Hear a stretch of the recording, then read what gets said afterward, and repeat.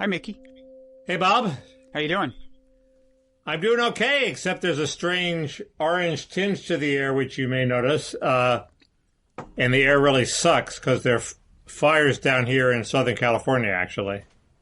Really? You sure about this? I'm sure. Because I I've looked heard at a about map. Northern California, but I mean, and I don't want to doubt your story, but I haven't heard anything about there being fires. There's a big fire right over there east of Burbank, though I don't know what's east of Burbank. And it really is like an orange sky, like quasi-apocalyptic? It was 2 days ago. It was not quasi-apocalyptic. It was just a slight weird, like it was sunset in the middle of the day. But it wasn't like, Blade Runner levels like in San Francisco. Yeah. Because there they say like birds aren't singing, ash is raining from the skies. It's like really dark. That sounds like a rock song. It could be. Now, and I assume everyone agrees, even in your circles, that global warming is a factor here? I'm sure there is. I haven't followed it. I'm sure there's a conservative argument that failure to clear the brush. There used to be many more natural fires, and they've been put out, so there's a lot of brush accumulates and then they explode. When it's 114 degrees, that'll happen. It's definitely bringing home warming to California. Mm-hmm. As you know, I know very little about global warming. It's like the Middle East. It serves me well to be ignorant of it. Yeah, they also say that the residential development is exposing more houses to this, but the magnitude of the fires seems to be due, at least in part, to global warming. Yes, we also have rolling blackouts, which really do seem to be in part the fault of environmentalists who we switched to sustainable energy. So the peak period when you're not supposed to use your washer and dryer used to be during the day when everybody used the air conditioning. Now it's in the evening when the solar panels cease generating energy and the system is stressed. Mm-hmm. So now it says, use your washer during the day, don't use it in the evening. And even that is not enough. So I don't know the exact numbers on this, but we have more renewables, which are unreliable, and less nuclear and natural gas, which is reliable. And as a result, we have rolling blackouts. And that's not the only quasi-apocalyptic thing about today. Today's 9/11. That's right. Every morning I wake up in LA and I wake up too late to see all the tweets that important people who have blue check marks have deleted in embarrassment. Usually that person is Paul Krugman, and then I have to spend half an hour trying to figure out what the hell Paul Krugman said.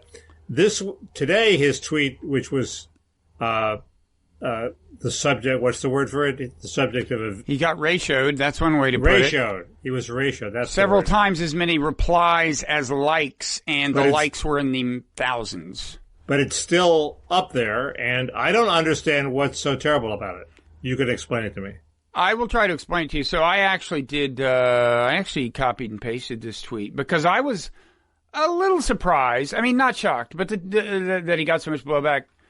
But the magnitude of it was notable. So the tweet is, overall, Americans took 9/11 pretty calmly. That's the first sentence, and that's what I think triggered people. He goes on to say, notably, there wasn't a mass outbreak of anti-Muslim sentiment and violence, which could all too easily have happened. And while G.W. Bush was a terrible president, to his credit, he tried to calm prejudice, not feed it. I think the idea that Americans took 9/11 calmly upsets various people for various reasons. For starters, I think some Muslims feel that, however laudable Bush's efforts, or not laudable, they did take some heat for a while. There was surveillance of mosques, and then things that the government can't control, just like people being mean to them. But beyond that, there was broader constraint of civil liberties. We tortured people from various countries. We invaded various countries. We did Guantanamo. We did all kinds of stuff. Yeah. But Krugman is talking about the personal, discrimination and hostility toward Muslims living in America. And yes, there was some of that, but on the scale of things compared with other countries, it was relatively small, even though there are these, they're interest groups whose goal in life is to magnify any slight against Muslims and make it a news story. There just wasn't that much of it. There was some of it. Is that a reference to the Council on American Islamic Relations by any chance? Yes, that's it. Are they worse than any of? Are they different from the ADL, the NAACP? You're against all? No, they're all part of oversensitive identity politics. People who are making a living by being slighted, and that's a bad thing. But it's much better to have an attitude which, yes, there will be slights, but we're plowing ahead and making progress. And I think that would put those organizations out of business the way they're doing business now. The NAACP, originally, I guess, had and I think still does have a relatively positive attitude, but grievance mongering. Would you say that in the 50s it was being hypersensitive, the NAACP? No, and of course all those organizations started in an era of segregation when it was boosterism. Mm-hmm. You were boosting your community, which is great. Boosterism is a lot better than grievance mongering. But it does degenerate into, as things get better and better and progress is actually being made, I guess, then one turns into the slight grievance business. Well, I do I'm think thinking out loud here. I think it's easy to underestimate. If you're not a member of an ethnic group, it's easy to underestimate what persecution there is feels. I mean, a single incident of kind of on the street harassment, I assume would be pretty traumatic. I don't know. I'm not a member of a group that gets that kind of harassment, but but again, there's a lot. I think look at how generally Krugman makes this is a mistake. The word overall, I don't know. It just sounds like a generic claim. Overall, Americans took 9/11 pretty calmly. And some of us think that the blowback is still coming from our overreactions. Now, I tend to emphasize the military overreactions, and Krugman does acknowledge later in this thread that, the Iraq War and so on. But it just seems to me that across the board, civil liberties, military action, and things like torture, it was pretty extreme, and we're still paying the price. I claim. Here's a weird claim. I try to think of is there any incidents where I have been the subject to slights that would offend other people, and it is hard to come up with them. But there is one weird thing when you live if you're an assimilated Jew and you live in an Orthodox Jewish neighborhood. There is a lot of hostility among Orthodox Jews for assimilated Jews. Do you live in an Orthodox neighborhood? I used to. So they would yell when they're in a group. They tend to yell at you. So this is occasionally. It's the closest I've come. This is intra-Jewish persecution. But I'm sure they're right, and I'm sure they're completely valid. I know. Blacks who are not at all in the grievance business, who are insulted when they go into stores and they're followed around as if they're thieves, or they're just not served. And I know, I know of a couple of cases of where the store owners just assume that a black in the store is there to steal. So those are all legitimate things, but in the larger scheme of things, it's better than it was, and it could be a whole lot worse. I assume that was Krugman's point. It could have been a whole lot worse. And the other point he didn't make, which is Bush's urge to not discriminate against Muslims, is of course part of his globalist enterprise to make every place like America, and including the Muslim world. So it had a dark side too. Well, first of all, I don't think he deserves deep gratitude for that. Pretty much any president, would do the right thing there, with the possible exception of even Trump would be forced to utter some words, leaving aside the question of how sincere he seemed. The interesting thing about Krugman's tweet is it culminates in, the kind of punchline is, well, we now know that what we had to worry about wasn't Muslim terrorism so much as kind of, I forget how he puts it, white nationalist terrorists or something like that. And to me, first of all, you may be skeptical of that. I don't know. Well, it always has to have an anti-Trump twist, but yes, if white nationalism is the biggest threat to America, we're in great shape. Even if you give the Kenosha killing, ascribe that to white nationalism, and the Charlottesville killing to white nationalism, that's 2 killings. And since the Murrah building, has there been a whole lot of white nationalist destruction? No. And so,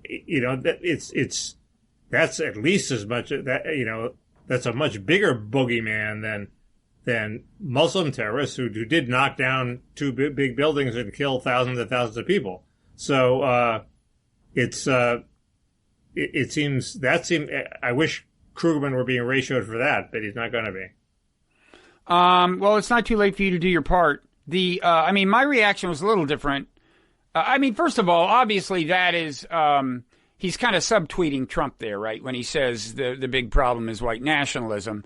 That's kind of what he's talking about. And I think my connection of 9/11 to Trump is that had we not overreacted in certain respects, Trump probably wouldn't be president. If you imagine a 2016 with no Islamic State, without refugees flooding in various directions. There was a study, by the way, that came out from Brown, and granted, these studies are have to be pretty rough and ready.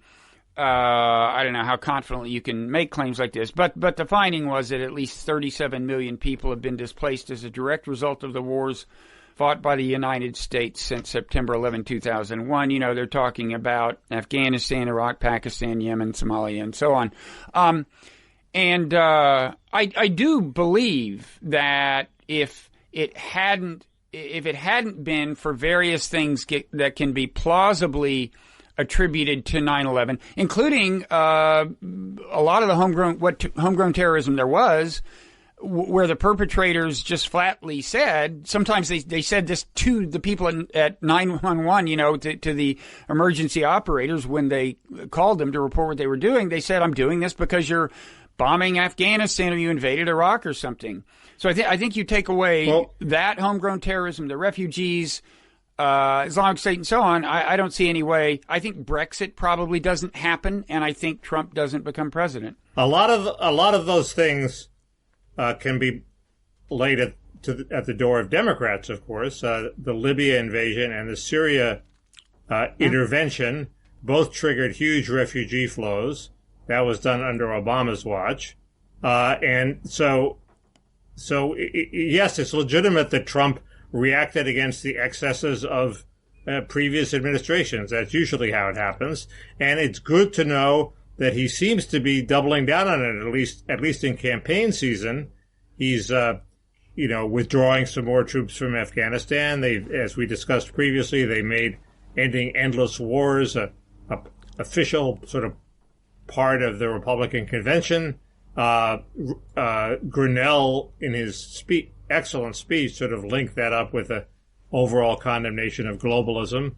I hope Trump is sincere about it. Of course, you can't rely on anything he does at the moment, but yes, you're right. So, I'm not making a partisan point. As you know, my opposition to the blob is nonpartisan. I think that all members of the blob should be ushered to the guillotine, regardless of party affiliation.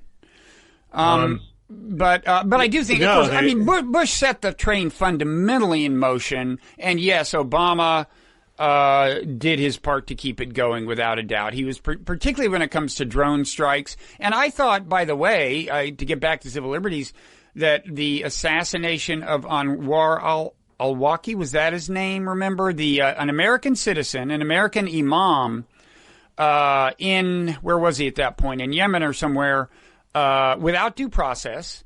You know, Obama just assassinated him. I think that was pretty dubious. And by the way, the New York Times Magazine did a great piece on that years and years later, where it turns out that when the FBI first subjected him to surveillance, it's not clear that he was at all radicalized. And then the FBI discovered something about his private life. This is when he was in America, okay? Right. They discovered that he was involved with some prostitute or having an extramarital affair or something, and they started documenting that. And he, in reaction to that, there is good reason to believe that in reaction to that, which he became aware of, the surveillance and the ongoing kind of whatever, that he then became radicalized and became an enemy of the government, went abroad, and so on. So that's a perfect example of, the kind of the nexus of the war on terror abroad and the abandonment, in my view, of certain protections of civil liberties. On the other hand, there's an article in the Washington Post today by some intelligence figure currently serving, saying that al-Qaeda has basically been defeated since 9/11, and this is a great national achievement, and it's probably the product of some of the things we did that had bad side effects that you object to. No? Yeah, I'd have to read the piece. I mean, you know, It's one not thing that wild happened because is for a while Al-Qaeda was kind of, eclipsed by the Islamic State. Right. Who knows? I mean, the obsession with like particular organizations and so on, my view is, and maybe it's a little too simple, is that the thing to worry about is intense anti-American hatred, because in the modern technological environment, that will find a way to express itself violently if there's too much of it, and that's the thing to focus on, and you will slowly drain the energy from all of these groups if you give people less reason to hate us.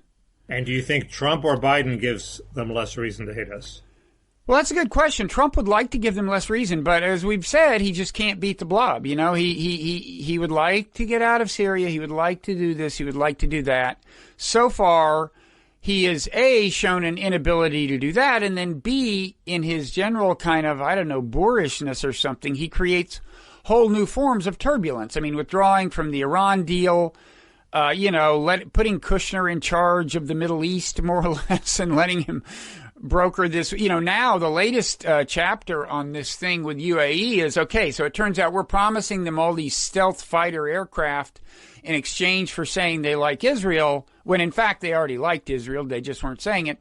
And now Israel, although Bibi apparently did know about that, he's kind of acting like he didn't, so he can demand that we give him a bunch of weapon systems to counter the weapon systems given to the country that supposedly is now his ally and friend. Maybe it's the fighter we're giving them is a fighter that's too expensive to fly. Maybe it's an insidious Israeli plot to drain the UAE treasury by giving them this overpriced, hard-to-maintain F-35 fighter, which is a huge national scandal. I think you've gotten to the bottom of this. By the way, speaking of that, have we... Should we? You had this little newsletter item on Jeffrey Epstein. Should we save that for the end when we start getting weird? Or we'll get into that. First, I want to. So, Biden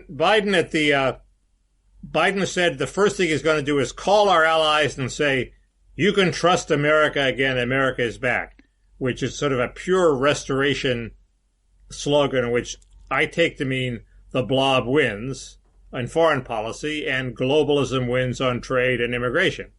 Mainly on trade. So yes, you can put our workers out of work again the way you used to, and yes, we will intervene in foreign countries the way we used to. And I hope that's not an effective campaign tactic. It seems I don't think that's quite the tactic. On trade, he is purporting to have been chastened. I think he's now saying that he was kind of misled on how effective the labor accords and NAFTA would be or whatever. But he's definitely acknowledging that NAFTA was not good for all American workers. He's being kind of apologetic about it. He's not. It's not full speed ahead. I guess but that's not part of that message about phoning the world leaders. But yes, he does say that, and supposedly various aides have got taking harder lines on trade, and he outlined a vague America First resourcing of supply chains policy. But I guess nobody will quite come out and say it. The whole point of international trade is that unskilled work is done abroad, okay? And it puts American unskilled workers... That's not the whole point of international trade. The whole point is to achieve comparative advantage. And the comparative advantage of countries like China and India is vast, vast numbers of competent unskilled workers who are cheap. So if you want any trade at all, they're going to do the work, and American workers are not going to do the work. So somebody should frankly acknowledge that we don't want the aim of trade, even if it costs us GDP. We want it carefully regulated so we always have enough jobs for our people. That doesn't mean we can't have trade. It means there's a limit to trade. And instead they imply that somehow we can get foreign countries for cheating or something when they're not cheating. The whole point is that they take our job. Well, okay, first of all, there are countervailing considerations. First of all, most economists would not say the whole point of international trade is to find the cheapest workers on the globe. That is a consequence of completely free trade. It's not the whole point. The whole point is to meet the demands of consumers in the most efficient way possible. And arguably, the system probably does a pretty good job of that. I'm not saying you should leave. I'm not saying that should be the only policy goal, but you have to acknowledge that the system does get a lot of goods produced cheaply, and the very workers who may be hurt in America are also seeing the prices they pay for consumer goods drop and so on. But they don't seem happy about it. No, they don't seem happy about it. And for my money, that's the thing to focus on. I mean, when it gets to the point that you have, well, let me just start this way. First of all, there are some upsides of trade we haven't mentioned. One is, I do think economic interdependence between nations is fundamentally a healthy thing. I think the evidence is on my side in terms of like discouraging war and stuff and leading people of different nationalities and different ethnicities to get to know each other and stuff like that. I think that's good. Secondly, I don't make a big moral distinction between the welfare of Americans and Mexicans. You may. But for me, that's not a moral issue. It's like if you say, well, this job helped a Mexican a whole lot who is in poverty, but hurt an American a little, I am not morally outraged by that. You may be, because you may put Americans in a special moral class. But when it gets to be a big, I do think that, nations need a certain amount of cohesion. And so you do want to avoid massive income inequality in America, and you want to just meet the needs of large numbers of outraged Americans. You want to pay attention to their demands. I agree. The second point you made seems to me the most important, which is it's not a question of economistically saying, well, it costs an American worker $1, but it gains a Mexican worker $1.50. It's a question of transcending economics and saying we want the sort of society we want. We want a society of social equals. And in order to do that, you have to be able to make a living as an unskilled worker. So Mexico can have whatever society it wants. Maybe it wants the same thing, maybe not. But the absolute level of income, do they get the $1.50? Do we get the $1? Is less important than getting the sort of society you want. Once we have that society, we can have trade and all the benefits you want. But my second point is, it seems weird to institute all these process rules that say, well, we'll make you hew. We want a fair competition, and we want you to hew to labor standards and pollution standards, and then whatever the outcome is what the outcome is. No, we want to dictate what the outcome is. We want to say, we need so many jobs in America for our unskilled workers to have the society we want. We're going to regulate trade so we get that, even if it costs our consumers, even if the Chinese play by all the rules and produce better cars cheaper, we're not going to have them. Well, there's a separate argument. And once we have that number of jobs, so everybody's employed, then we can have all the comparative advantage and cheap consumer goods on top of that free trade can give us. But it's not a process thing. It's not a competition. We want this result and we're going to get it. Well, there's a separate argument that I think some economists make is that if you extreme forms of that lead your entire economic base to slowly deteriorate and you just fall flat out behind other countries in your productive capacity, and before you know it, you're not like a first world country. That's an argument. I'm not particularly here to make that, but you're just making it sound like super simple. Oh, we just regulate trade to the point where everyone, I mean, and by the way, what is the standard? How much income inequality is acceptable? Because, how do you know when you're done? It's a political decision. People decide when enough is enough. And there's an argument and you reach some sort of decision, but it's pretty much a consensus now that $12 an hour is not enough for an unskilled worker. Maybe $18, $20 is. But that's like many decisions, it's the subject of democratic deliberation. It's like the decision of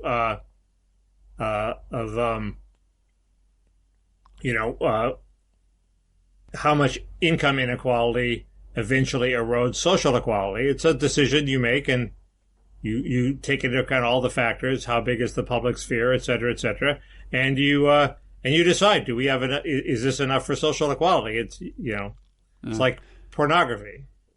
When you see it. The, I mean, one place, my main hobby horse on this is that, regulate trade all you want, but do it multilaterally. And here I would have to give your man some credit, Trump. There is an interesting, and by the way, Biden in this, I don't know if he meant to, but he acknowledged that Trump's version of NAFTA, I think he acknowledged is flat out better than NAFTA. He certainly, at a minimum, said in some respects. Did you see this interview?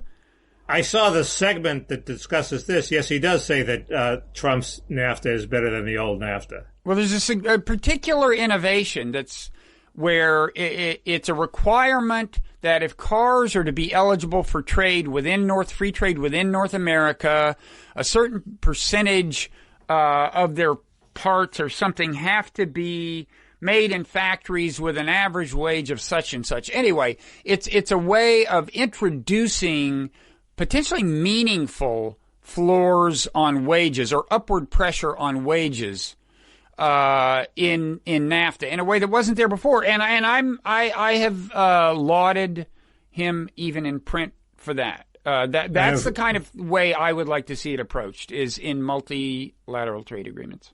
And of course, Alan Tonelson claims that they've come up with an ingenious way to enforce the rules against China, which it tends to disregard them, which is the only recourse the Chinese have is to cancel the whole damn agreement, and they're never going to do that if we bring a complaint.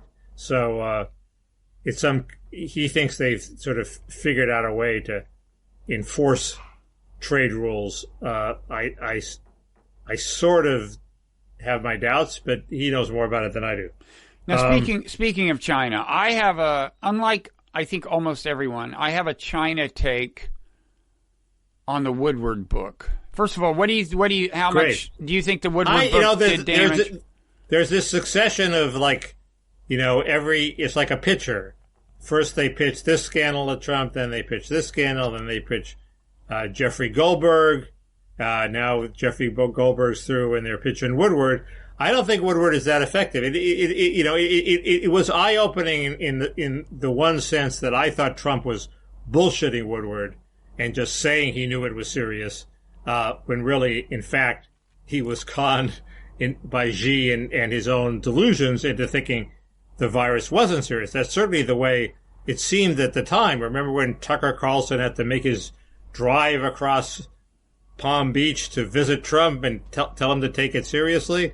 But he told Woodward that he realized it was much more dangerous than the flu very early on February 7th, according to Woodward. So that's sort of damning.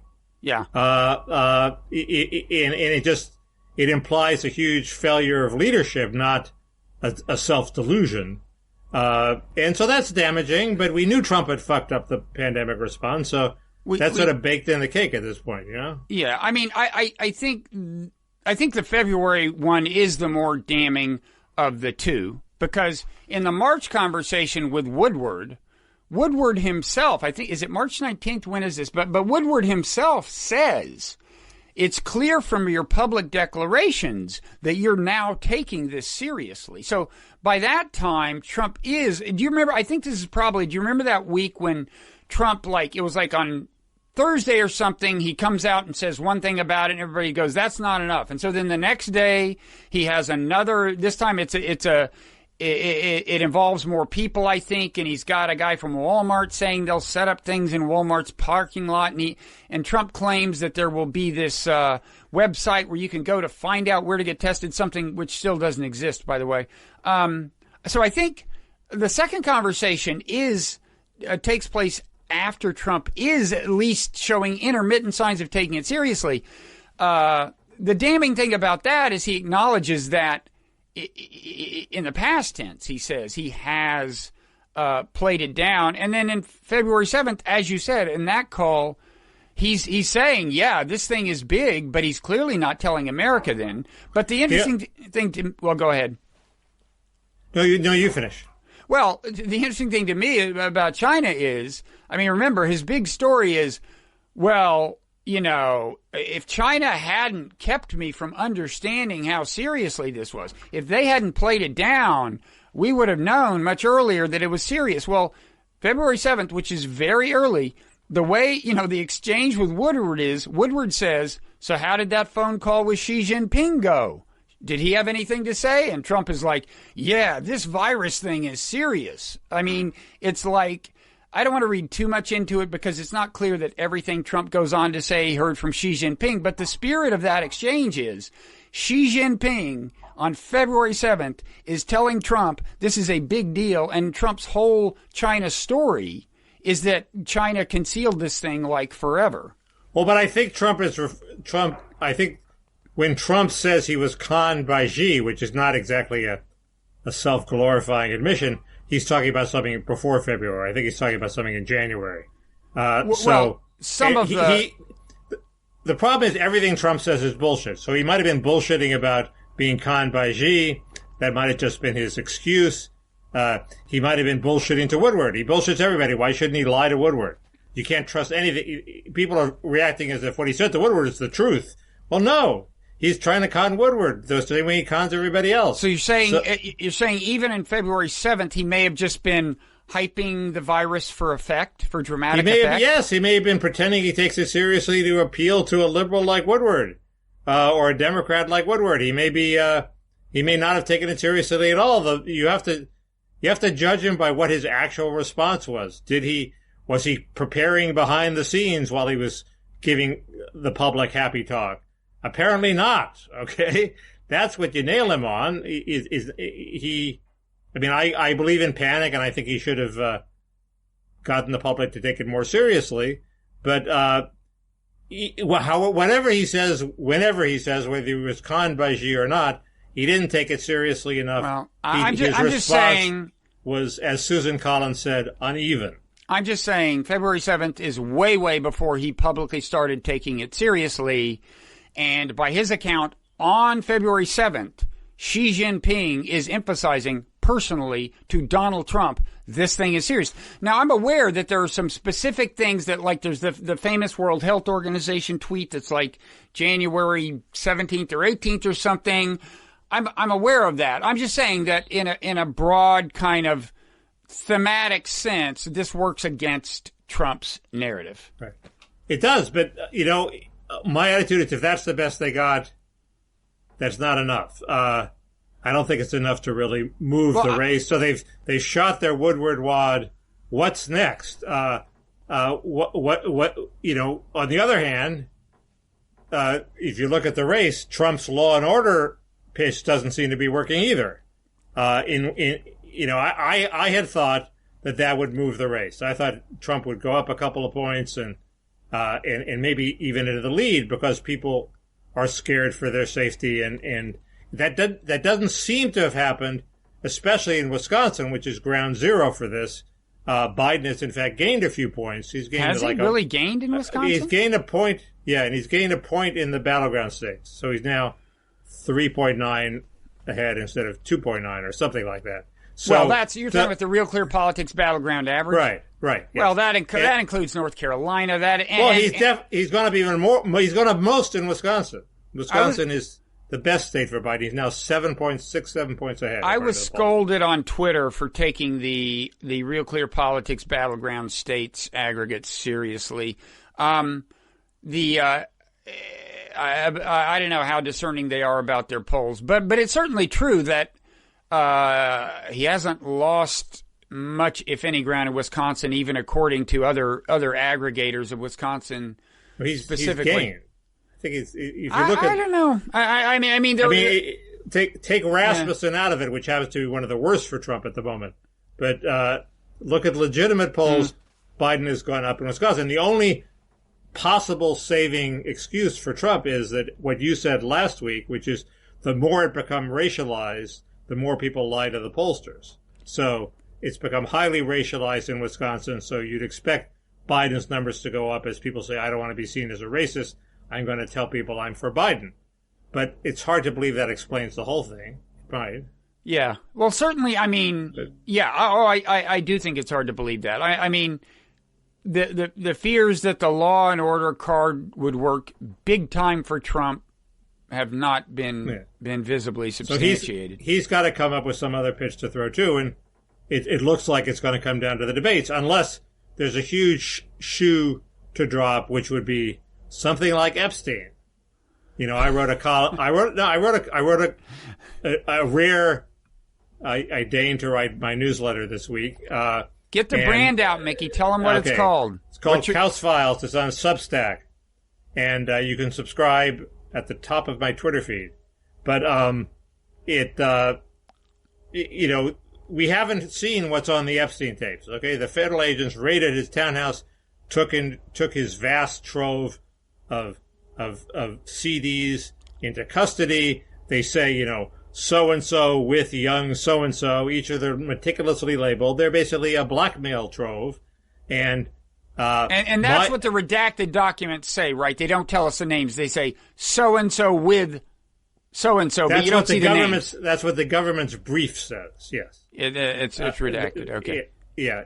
It's not redacted. It's not blacked out. The brief says name plus young name. Right. So we don't know the names, but we know that is the format that the tapes are labeled. Yes. And I claim, I think it's right, that if it were a Republican who was targeted, we would have heard about what's in them by now, unless the Republican was Donald Trump, in which case we'll hear about them right before the first or second debate. Whoa. When it does maximum damage. So I don't think this is a Trump scandal. I think he likes overage women. I think, You don't mean overage. You mean over legal age. Okay. And I think he likes. I think he knew what Epstein was all about, and so I think he was pretty wary. But it's possible that there is something that implicates Trump, and we may see it before the election. That's all I'm saying. It may not be. It may not be. Trump had sex with a 13-year-old girl, but it may be Trump had sex with somebody. Who knows? But so that's. I'm trying to think of the possible. Bomb that they're going to drop on Trump. This all seems quite orchestrated, like a carpet bombing campaign, and I'm sort of surprised they went with Woodward that soon, or Woodward went with Woodward. Who is this they, Mickey? I mean, the guy had a pub date. The guy had a book contract. Do you really think there's like a room where the entire anti-Trump conspiracy plots out their moves, and they call Simon & Schuster and say, we want the book published on this date because there's this Woodward revelation in it? I think there's more conspiracy than you think, judging from my experience with welfare reform, when things happen and there was a loose-knit sort of self-appointed committee of people who opposed the welfare bill, and they sort of knew what was going on. They sort of planned it, and so this is a much bigger deal. So yes, that all that stuff goes on behind the scenes. Do we think Woodward timed his book for maximum profits or maximum impact on Trump? That's a good question. Oh, I'm sure. Look, Simon Schuster is my publisher. Let me enlighten you here. Any commercial publisher in New York is going to set the pub date of a Trump book, like, when they want to maximize. They don't, for commercial reasons, they don't want to publish it 3 days before he may lose the election, because then interest in the book completely evaporates 3 days after publication if he loses. So right. This is a logical commercial time to release it, and that's why you're seeing it. I think if you're Bob Woodward, you have a lot of leverage in that argument, and you could have more than even I have. You think? If you'd even more than you, he has some say in when the date is. But anyway, I'm trying to think of things that would really damage Trump, and that's one of them. The other one is obviously if the Deutsche Bank subpoenas show some pervasive wrongdoing, but even people know that Trump's nothing. Look, people know that Trump's a shady operator. By the way, I have some questions about your Epstein assessment in your newsletter, but should we save them either for the end of this or for the Parrot Room or something? I think we discussed them in this segment last week, so let's discuss them this week. Now's as good a time as any. But wait, I was going to say something else. Let's discuss them later in this podcast. But the something else is, I just think nothing is going to make a dent. Well, I don't quite mean that. What I mean is anything, whether the Jeffrey Goldberg thing or the Bob Woodward thing, whatever, it runs into the same problem, which is that there are two different media ecosystems. One is going to take these things seriously. The other is going to try to discount them. And both are playing to very receptive audiences. So it just becomes very hard to move the needle. Well, it's also that people are for Trump not because they think he's a sterling character or because they disbelieve the things the other media system says, although some have to be reassured. They're for Trump because they think an America with Trump as president will be better than an America with Biden as president. So they want trade restriction. They want immigration restriction. They want an end of endless wars. That's more important than whether he respects the troops sufficiently or not. That's more important than empathy. That's more important than whether he tells Bob Woodward, yes, he realizes he's been living in a privileged cave or not. And I don't think they're wrong about that. So the attacks are operating on a different level. You have to hit the voters with what they care about, and what they care about is issues. Well, I'm not denying that either side cares about the issues, if that's the point you're making. That there's but I think the Biden side problem. I'm just thinking about this. The Biden side cares more about ethics and procedural fairness and a bunch of things that I would say are the superstructure. Is Trump a crook enough? Is he a moral paragon, et cetera, et cetera? We will talk about base and superstructure in the Parrot Room. That's a pretty sexy come on. There you go. Okay. That'll get him paying the big bucks. See, but my issues with your Epstein thing are not very political. Should I say what I wrote, or you want to say what I wrote? Say what you wrote. Well, last week we talked about whether people voluntarily put themselves in a blackmailable position. So it wasn't like a sting where Epstein, you go to Epstein's mansion, have sex with some attractive young woman, and then Epstein comes and says, "I'm sorry, but now I have the goods on you." Ha ha ha. And you're shocked. Everybody knows that Epstein's surveilled, and you willingly took that risk on yourself. It's like joining the mob. When you join the mob, just in exchange for ready access to sex? There's that, and also, what else does the mob do for you? The mob protects you if you're in a jam. So, should this woman come forward, the mob will discredit her. should the whole conspiracy be exposed, the mob will act to diffuse the situation. And, the ultimate thing, which you can't talk about, which I think is underneath a lot of the theorizing, it doesn't seem that big a factor to me, is if Israel is behind this organization, you will get Jewish donors to give to your campaign. Wait. In other words, if you're more valuable. Suppose, I see. Okay, so the deal is here, Bill Clinton. The deal is, in your telling, here, Bill Clinton. You get let's don't say Clinton. Who should we say? Well, Clinton is the big catch. But we don't think he was necessarily having sex with underage women, right? No, we don't. In fact, we think it may have been Ghislaine. I don't know about Ghislaine. There was a rumor about that. We can't rule out having sex with underage women. He was in the company of underage women who he liked, but it's entirely possible that he's too smart to fall for that, and it's also entirely possible that he likes overage women over the legal age. So, and it's possible that was completely chaste, but I doubt it. So Mickey's going out on a limb and saying he thinks Bill Clinton may not have been completely chaste. Can we quote you on that? Well, he's getting old. At some point, you stop. The urge goes away. I think we should definitely save that for the parrot room, Mickey. So anyway, Clinton's the big catch. The argument would be, if this was a Mossad honeypot operation, yeah.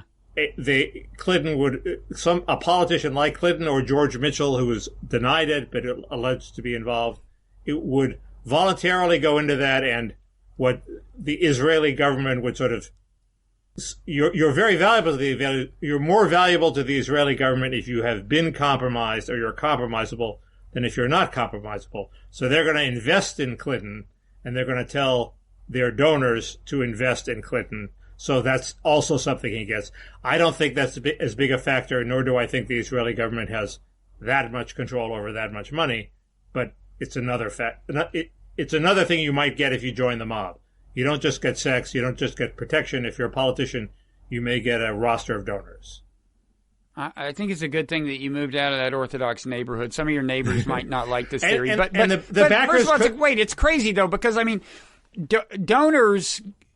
The appeal for those donors to give money to a politician is always that they actually vote pro-Israel. It's not like you see these weird cases where this person doesn't do what these donors would want politically and yet gets the money because, the mass mailing notes that he's under Epstein's, guidance or something. All Clinton was president. He didn't vote for anything.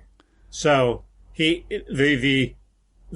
all presidents are pro-Israel in some respects and anti-Israel in other respects. They don't do everything Israel wants. Some of them are tougher on Israel. Some of them are weaker on Israel. Even Trump, as you note, he may want to withdraw for Syria, which Israel won't like, and he may want not to send them jets, which Netanyahu says he doesn't want. Uh-huh. So even Jared's father-in-law is in some respects tough on Israel. So it's always a balance, and presumably Israel just wants to make sure the balance doesn't tip too far in the other direction.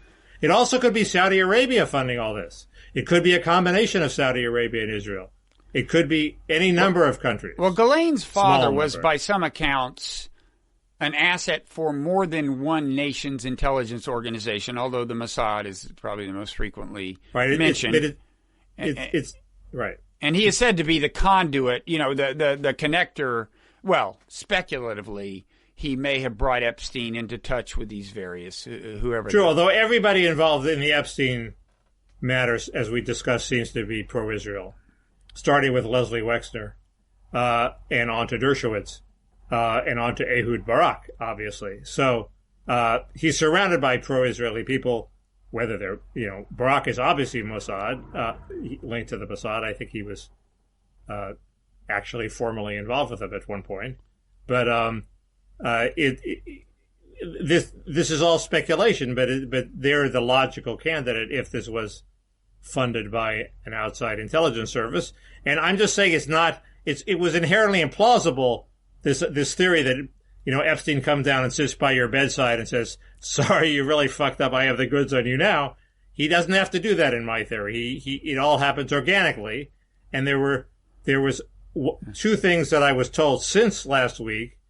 This is gossip. Somebody told me, but it's high grade gossip. That first, it was obvious to everybody that the flights, not 100% everybody. There were some scientists on some of the flights to Epstein's Island. Maybe they didn't know what it was all about, but everybody else knew it was all about sex. Mm-hmm. And it's bullshit if they say it wasn't, and that includes Clinton. And the second is the cameras were not well disguised. If you were at all aware of your surroundings, you basically knew you were being observed. Wait, and you didn't care. You went ahead with it anyway. You're staking that claim to the Eric Weinstein podcast, or what? No, I have two sources, Bob, so it must be true.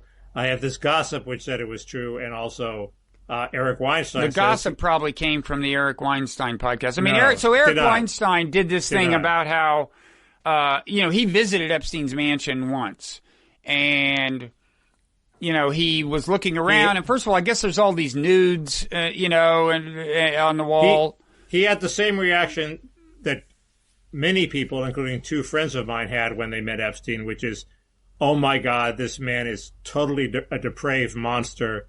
I have to run for my life and get down on my knees and pray." Right. And he had that very sensible reaction. Yeah, fine. But so he said he went up and inspected some painting or something and saw what seemed to him pretty clearly to be It was a work of art. It was like some machine-like contraption. Yeah. And I think it wasn't one of the nudes. I mean, if they really wanted people to know that there was a camera, they'd put them in the nudes, right? Because I would think that what the cameras are for is to see if the guys are like getting engrossed in the nudes, because to the extent that they are, they're like, yeah, I'll bet we can do business with this guy. I'll bet he'll be interested. I don't know. But the problem I have with your assessment, I mean, we shouldn't go on much longer about this, but in your scenario, all of these guys know that every time they have sex with one of the women Epstein provides, they know they're being videotaped. That's your scenario? Because I think that's nuts. Nobody wants to be, almost nobody is going to welcome that. Almost nobody.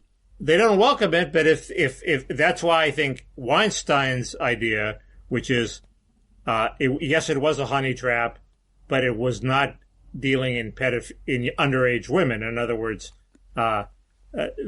you can run a honey trap, and most are with legal women, with 18, 19-year-olds, and or 45-year-olds, and you don't need the underage angle to run a honey trap, and that was just sort of a gratuitous extra that Epstein's own personal predilections threw into the mix, and it wasn't functional. In other words, if you were an intelligence agency running this, you'd say, why do we wind up with a pedophile running this? We would much rather have a non-pedophile.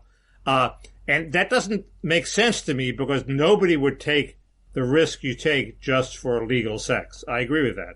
But if it was something unobtainable in the outside world, which is underage illegal sex, where you're taking a huge risk, you might be on NBC's To Catch a Predator, you're taking a huge risk if you pursue it in the outside world. Epstein world was a safe place where you could do it. Then you might say, I have to trust Epstein not to expose me. Yes, Epstein has me by the balls. But you don't think the underage women were the appeal? No, I'm saying Weinstein's wrong. I think the underage women were the appeal. And that's the only way. Oh, you think that's the only way. That's the only way people would take that deal. I agree. That's the only way that deal makes sense to me. I think Weinstein is, as he says explicitly, doesn't want to see Israel as running a pedophilic honey trap. So he thinks it's running an adult honey trap. Whoever was running it, may not be Israel, but all arrows point in that direction, was running a non-pedophilic honey trap.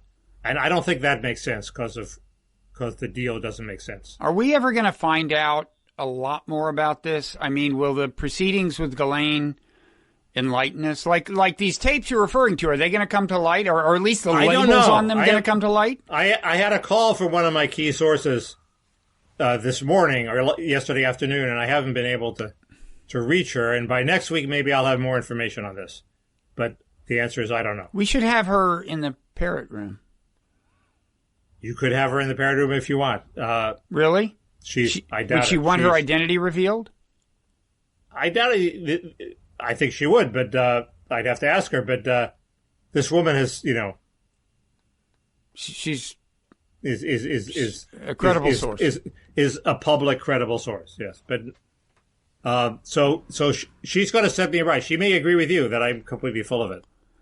I didn't put it quite like that, but I do have questions. But so I'll let you know. So, what else is going on? Did you see the one? Somebody on Twitter suggested you should read Matt Yglesias' book. I should, but is it out yet? It got trashed in the New Republic today. It must be out.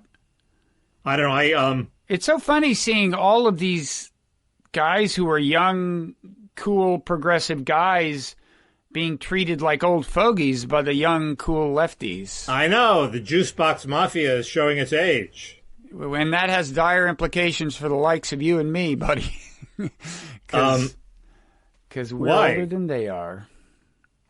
Yeah, but usually they become more conservative as they go, but Yglesias seems to have doubled down on open borders. So I look forward to reading his book. Yeah, the New Republic review, I did not inspire confidence necessarily. The thesis of his book is America should have way, way, way more people and could accommodate them, and it would be a good thing. And I think one of the sources he'd like to see is immigration, and I think that's what you were. Having just driven vast distances across this great land. There's plenty of space, but there is. Did you drive through Kansas? No, that's all I'm saying. But if we could have a socially egalitarian society where people at the bottom made enough to participate as equals, having more people is not an inherently bad thing. But another point that was made to me is, whoa, wait a second. That just reminds me that the trap that I should have closed on you, much earlier in this conversation is, I probably said this to you before, but I mean, like, you're saying we need to rewrite trade laws to reduce income inequality. Half of the point of your first book was income inequality doesn't matter. Give up. Give up on the quest for anything approaching income equality.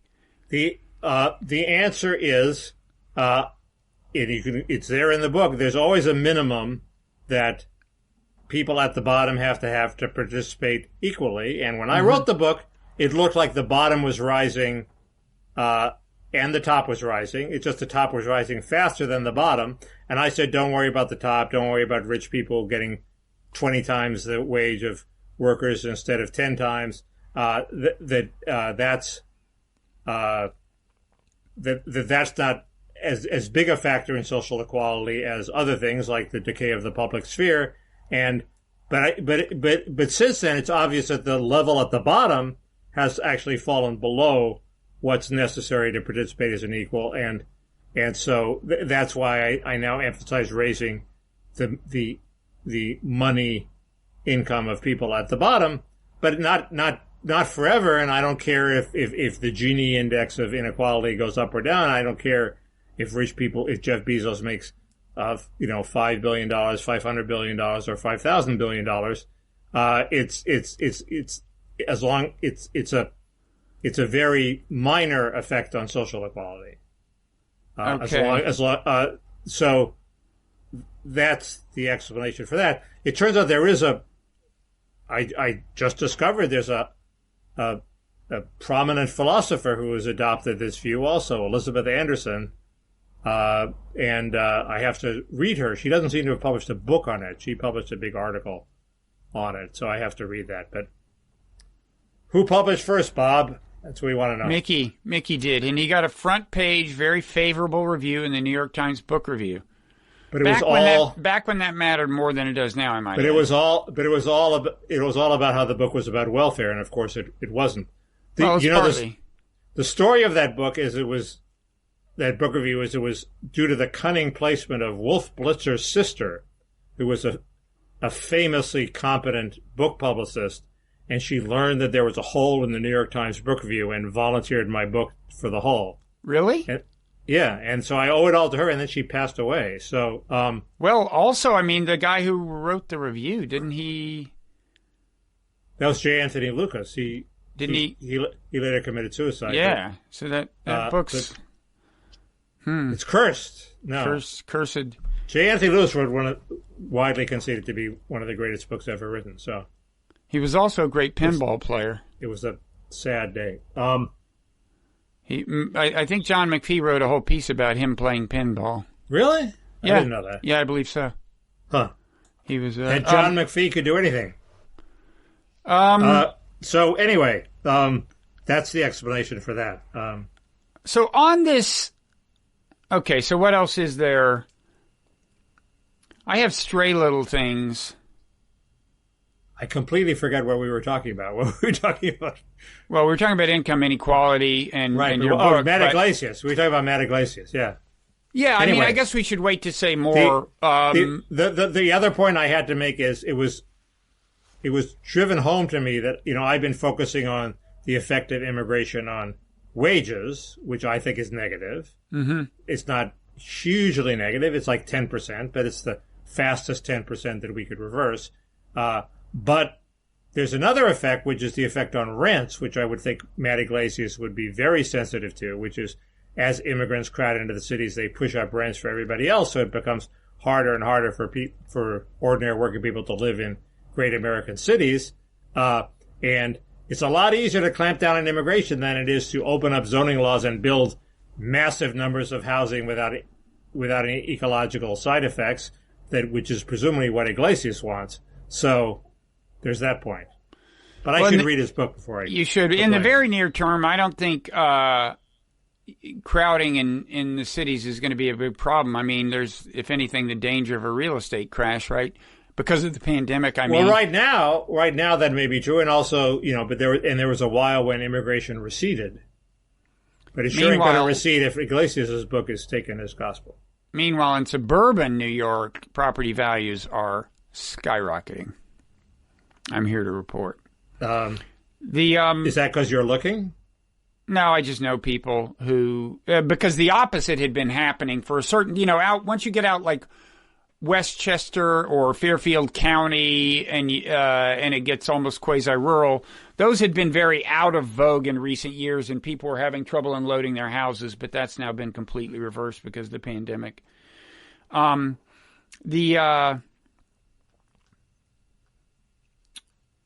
So do you think Trump, you don't think the Woodward thing really matters much? No, you don't think it matters whether Trump's response was very skillful, which it probably wasn't. No, Trump's response is rarely skillful. But, speaking of which, what does it say about the Trump apparatus? I mean, it would have only taken one person to have this idea when the Goldberg piece came out. For Trump to go on camera and say, you're going to believe the reporting of the guy who reported that Saddam Hussein was connected to Al-Qaeda and via this false reporting got us involved in the Iraq war. And so naturally, of course, wants to himself think that nobody died in vain in these wars which he championed. Well, I'm being serious. I mean, shouldn't someone somewhere in the White House have had enough historical memory? That would have been a writer who I follow, Ryan Jerdusky, of course, had exactly that thought and has tweeted it out. He has friends in the White House, but they don't seem to have followed his lead. That would have been a very good tack to take. And it's a little hard to. I mean, there's probably at least a germ of truth in Goldberg's reporting. I don't. Oh, it may well be true, yeah. But it would have been a good tactic to say, sure, Mr. Aflatoxin, who that's even a second piece of bad reporting. That's your hobby horse. And Mine is the Al Qaeda. I think my hobby horse is better because they were connected with this weird Al Qaeda group. It just wasn't important. What was the false part of the reporting? Well, it was a claim about a particular chemical weapon that Saddam had that he was going to use. Yeah, that was only usable for, mass murder. And this is just one example of why we should invade. Yeah. I think it was in response to you, I believe, that he wrote this. Oh, he said during that slate debate we had? Yeah. I link to it all the time. But he is paying a little price for that bullshit. I mean, people... Not big enough. Not big enough, but people have raised it and said, why is this person whose false reporting led us into Iraq being given 100% credence now? This will not have been given enough emphasis until Lorraine Powell Jobs is waking up in the middle of the night asking herself, why am I employing this guy? She could do that at any moment, Bob. That's the problem with working No, for but a she rich couldn't. person. She couldn't because she's now positioned exactly the way she'd like to be. She's anti-Trump. She's loving this latest thing, I'm sure. She's unlikely to have this revelation until after the election. I agree. Okay, so we'll get to work on it then. But like we said before, the problem is Jeffrey Goldberg's a great guy, so everybody cuts him all this slack. I have no comment. you I agree that everyone cuts him all this slack. This is being very Al Huntish, but it does seem to me that the debates are now the big thing between now and the election. And if you saw the video of Biden asking for the teleprompter to be moved up, when was that? It just came out it's become an issue now. I don't know when it was. It was at some AFL-CIO video conference, and he's responding to a canned question, and he has his canned answer there on the teleprompter, but he can't read it, and he looks like a fucking cadaver. I mean, it's not just a question. He reads the report fine. Okay, he's all there, but he just looks like he just got out of the crypt. And I assume there is some drug that they will give to him that will remove this pallor, this deathly pallor. But he wasn't taking it that day. So it seems to me that is a huge threat. Mickey, don't use the word fucking. I'm sorry, don't use the word fucking. Look at the video. He may be a cadaver, but he's not a fucking cadaver, okay? Okay. Look at the video. I will send the video to the links accompanying this podcast vlog, and you can decide for yourself. So, Mickey, I have to collect myself after being exposed to your profanity. So I'm starting to think Biden can survive any degree of evidence of his cognitive, what's the euphemism? His cognitive fill in the blank with something other than grave deficiency or whatever. Well, people are certainly willing to tolerate him being slow, and I actually like the slowed down, lost a step, Cadaver. Partially not senile, but the circuits aren't all working at warp speed. I like that Biden better. I like that Biden better than the old Biden, who was an arrogant know-it-all, who flew off the handle and was insecure and would lash out at people. Now he's like this slow statesman who, and the fact that he's speaking very carefully means he has to focus on the big picture, because if he focused on the small picture, he would get confused. He'd get drawn off into these extraneous... He would get confused. So bits of plagiarism and stuff. This Biden, the senile Biden is much better than sentient Biden. And so he's got to do something even worse than that. But you know why I think he can survive? You know what my latest evidence that he can survive any reasonable amount of evidence of cognitive decline? So in the aftermath of the Goldberg thing, Trump is said to have called our troops losers. Biden naturally comes out and says, and this is impromptu, I don't think there's any teleprompter involved in this at all. He gets, kind of animated about his support for the troops. And this gets widely shared, on Twitter for you veterans out there. Look at how emotional he gets about this. And if you listen to what he says, he's like, yeah, this is why I supported legislation to, regarding exposure to acid rain. Well, he means Agent Orange, right? He doesn't mean acid rain. Right. He's talking about veterans. And also, the sentences in which he says this, I'm pretty sure if you pay close attention, they mean like the opposite of what he intends them to mean. But it's like this, I didn't hear anyone comment on any of this. It was just like shared with yeah, tell him. And now maybe you tell me. I mean, I try to pay attention to the Trump media ecosystem and social media ecosystem. I follow some Trump supporters, but you tell me, did anybody in the Trump ecosystem really seize on this? Like you mean Agent Orange, not acid rain, that kind of thing? I didn't see that, but they were so reeling back on defense that I don't think they thought of that. But, would you rather, Biden is good on empathy. He cries, would you rather have somebody who's empathetic and starts wars that kill with soldiers and then starts wars that kill soldiers, or somebody who has no empathy for soldiers yet stops wars that kill soldiers? I would choose B, but that's not the choice here, because as we've discussed previously, for my money, Trump has created at least as much threat of war as he has diminished threat of war. That was a great sentence. Right. But anyway, you know what I mean. I know what you mean. I think I disagree, but I know what you mean. That they've started peace talks on Afghanistan.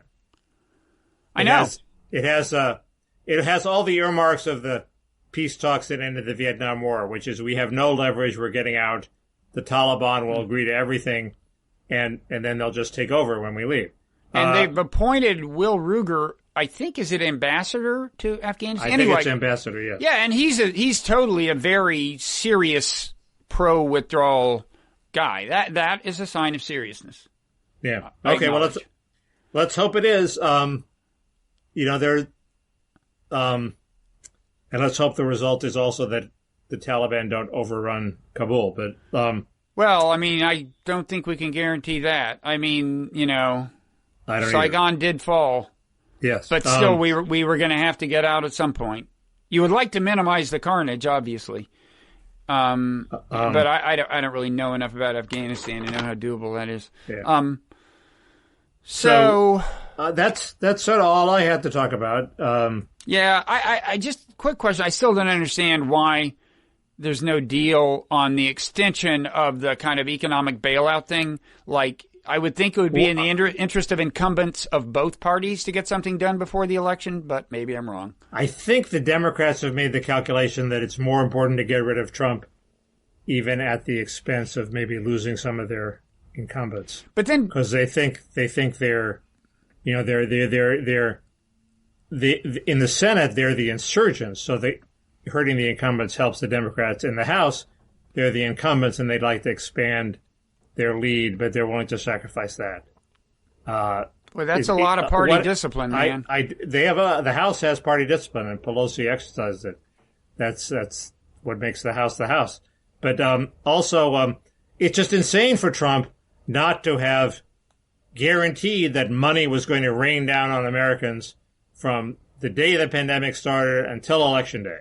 Well, he did do this. There should have been a check every damn month. He did do this $300 a week thing by, I don't know if that was executive order or what. It was by executive order, yeah. My question is, well, two things. Are the Democrats, isn't there a chance that people are saying, well, Congress won't give us anything, but at least Trump is giving us this $300 a week, A. And B, if he has the power to do this, why didn't he stick with the 600 or whatever the pre-existing number was? And why doesn't he keep extending it forever and just get all the credit? Well, so they'll have mixed opinions of Trump.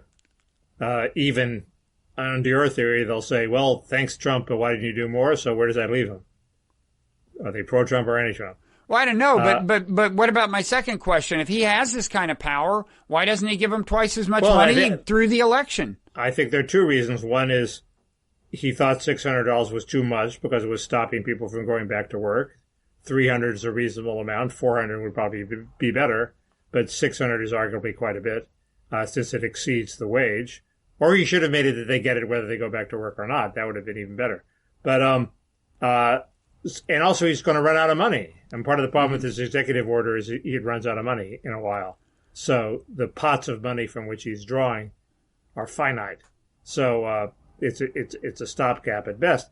And it also doesn't have the $1,200 checks to everybody, which is what I think he should have done. He should, the combination of the $1,200 and the added unemployment was actually, according to Jason DePaul, I believe, very effective at preventing Americans from slipping into poverty. And he should have just somehow negotiated that to be permanent. I assume the problem is his own party, not the Democrats, were stopping him. And he should have, done a sister soldier with some Republican deficit hawks. So he and Biden both need a sister soldier. But it looks like we were wrong about Biden needing one desperately. He seems to, for now, be surviving the law and order issue without a sister soldier. He's surviving, I think, unless there's this, shy Trump lying to pollsters effect. He's surviving on the grounds that people know that if Biden's elected, the riots are going to go away, or else they think of that. And yes, that's sort of an extortion scheme, but it's also rational thinking. It's part of the rational thinking that helped end the Vietnam War. I think people thought, society is coming apart. The only way to stop it coming apart is to end the Vietnam War. So, that was extortion. It's effective extortion, but it's not extortion in the minds of the voters who just want the disorder to end. Yeah, I'm not sure about the analogy. I mean, I don't think the protests / riots are as grounded in Trump's being president as the earlier protests were in the Vietnam War. But they might be wrong, but I think that's the calculation. That would be an explanation. And also, you never underestimate the extent to which even if the protesters are wild leftists who hate Democrats as well as Republicans, as they seem to be in Portland, the energy behind them and the energy behind people who sort of vaguely support them is hinged to Trump. By the way, speaking of things that are behind the riots, there was some number that came out, the percentage of people in their 20s who are living at home or something, it's incredibly... 50%, 52% of American young adults are living with their parents, the highest share since the Great Depression, according to the Pew Research Center. And the thing is, before the pandemic, the number was 48. So this is, the pandemic has exacerbated this, but this is like a structural thing that I think, really helps account for the... It's not because they are pushed out of rental places due to immigrants bidding up the rents? I don't know. That could be some factor, but I think the larger problem is like what kinds of jobs are available for millennials coming out of college. I think, and I don't think, the millennials coming out of college, I don't think face a lot of competition from immigrants from the South. But for jobs, I mean. The underlying problem is neither politician and neither party comes close to describing a future that Americans want to go to.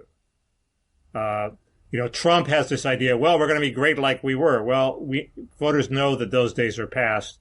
So what's the future going to be now? And Biden just says it wants to restore the status quo ante, which the voters rejected in the first place. So it's... Yeah, although these problems are very deep. Trump has made the status quo ante seem better than it felt at the time. That's his enduring accomplishment. Not to me. Well, but I think if Biden wins, that's what's going to get Biden elected is people are just like, God, give us a breathing spell. No, that's true. It's like, I just can't take this anymore. Just a president who does crazy shit every day. It's just, right. I'm sick of it. Get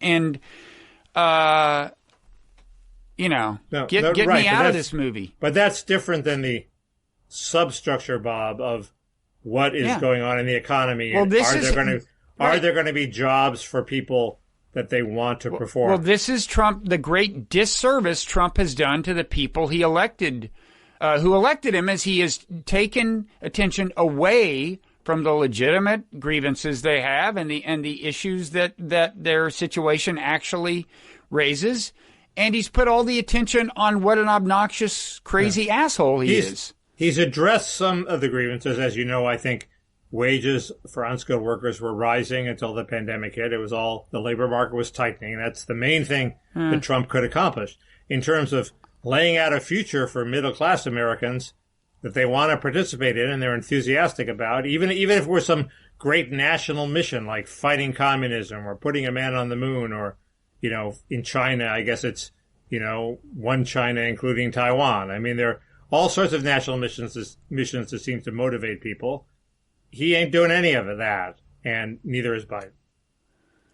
No. Well, we'll see. By the way, so we will now take the rest of this into the Parrot Room. Right. I want to thank people who signed up between... that reminds me. Like, somebody on Twitter came up with... You know, so the Parrot Room is the name of this place where we have this conversation that is available to Patreon supporters. First, I want to thank, you know, the Patreon supporters who got us above the 400 mark this week. That was very encouraging. That was very encouraging. But then, separate from that, you know, there's for some time since we started this, there have been people have been suggesting names for it. Should we turn it into a podcast per se? I mean, it is a podcast, but right now it doesn't have its own feed. If you want the podcast, the easiest feed to find it on is the Wright Show. That's my show. I do a couple of shows a week. This is one of them. But there is still the possibility of turning it into its own feed. Right. I know this is kind of confusing. You got the Parrot Room. You might have a different name for the podcast. Anyway, my main point is somebody came up with a nominee that I thought was really, in terms of cleverness, was up there. Okay, for name of podcast. Yeah. Okay, this is from Noah Liebenow. And remember, this started out as a pandemic thing, right? And then it got broader. He says you should call this podcast The Anti-Buddies. The Anti-Buddies. That's pretty good, although it is pretty good. It's witty. I don't know if it's saleable. That's the problem I have with the Parrot Room is, you know, you want to start a massive advertising thing. You want the cutting edge of politics go to the Parrot Room. The Parrot Room does not sound like a serious discussion of politics. Right. So you're looking for a name that screams serious discussion of politics? I think Antibodies has sort of the same problem. But you got to admit it's clever. It's like we are to buddies what anti-heroes are to heroes, Mickey. I understand. But, plus, there's the reference to anti-bodies. I understand. It's good. It's a better name than the band that decided to call themselves the Beatles. And whatever happened to them? There's a shitty name if there ever was one. Right. We can survive. We could survive Antibodies. I agree. We can survive Antibodies. Okay. So I'll see you in the Parrot Room. Okay. Thank you. And also next week here at the same time and place. And I will be less disoriented then because as people may be able to tell, I'm in a new location, a secure undisclosed location. Younger viewers will not recognize that as a reference to 9/11, but it is one. And I'll be more together and less disoriented. Okay. All right. So I'll see you. See you soon.